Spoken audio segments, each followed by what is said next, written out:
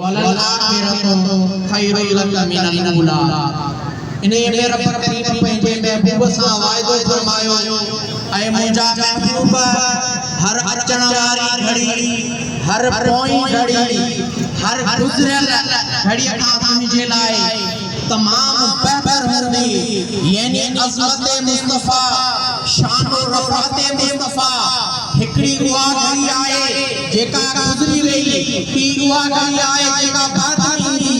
अल्लाह फरमायो मुंहिंजा महबूब तोसां वाइदो आहे जीअं जीअं ज़मानो गुज़रंदो वेंदो, जीअं जीअं टाइम ईंदो वेंदो, तीअं मुंहिंजा दरबार जो शान ऐं अज़मत वधंदी वेंदी। को खतीब हुजे, को आलिम हुजे, को मुफस्सिर हुजे, रिफ़ाअत शान अज़मत मुस्तफ़ा बयान करण जो हक़ अदा ई नथो करे सघे। भले हज़ार साल बयान कंदो रहे, मुसन्निफ़ भले 100 साल कंदो रहे, अज़मत शान मुस्तफ़ा जो हक़ अदा नथो थी सघे। छो त हिकिड़ो उहो टाइम हूंदो आहे जंहिं ते माण्हू गुफ़्तगू कंदो रहंदो आहे, अज़मत शान मुस्तफ़ा बयान कंदो रहंदो आहे। ऐं ॿियो उहो टाइम आहे जो जॾहिं उहो टाइम ख़त्म थींदो, माण्हू तक़रीर खे पंहिंजे पेट खे बंदि करे रखंदो आहे। उन ई घड़ीअ में मुस्तफ़ा जो शान वधी वेंदो आहे, छो त रब जो वाइदो आहे मुंहिंजा महबूब जो टाइम गुज़रंदो वेंदो, तुंहिंजो शान ऐं अज़मत वधंदो ई वेंदो।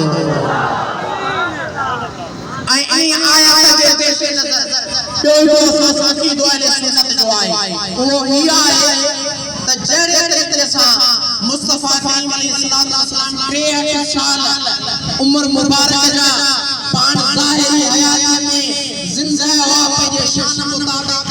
अॼु बि गुंबद ख़ज़रा ने उन ई शान ऐं अज़मत जे मुताबिक़ असांजो नबी ज़िंदा आहे। कीअं जॾहिं महबूब अलैहिस्सलाम जो हिकिड़ो उहो टाइम हो जो रूह मुस्तफ़ा करीम अलैहिस्सलाम जे जिस्म सां गॾु हुयो, पर जॾहिं जनाब इस्राईल अलैहिस्सलाम महबूब जे बारगाह में था अर्ज़ कया या रसूल अल्लाह तव्हांजे रूह खे मुंहिंजे रब करीम घुरायो आहे।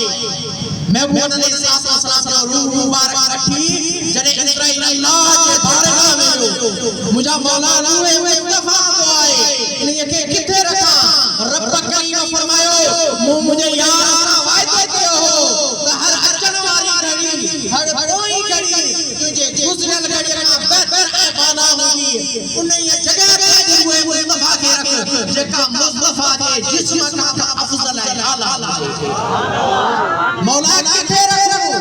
रब करीम फरमायो जन्नत खे अचो त जन्नत मुस्तफ़ा जे रूह मुबारक खे रखे। जनाब इस्राईल अलैहिस्सलाम मुस्तफ़ा जो रूह वठी करे जॾहिं जन्नत में वञे तो, जन्नत खे चई मुस्तफ़ा जो रूह खे रख।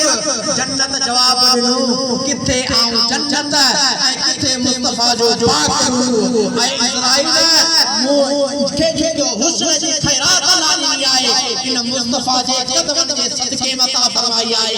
किथे मां ऐं किथे रूह मुस्तफ़ा, मूं वटि अहिड़ी का जगह आई कोन जितो मुस्तफ़ा जे रूह मुबारक खे मार कर।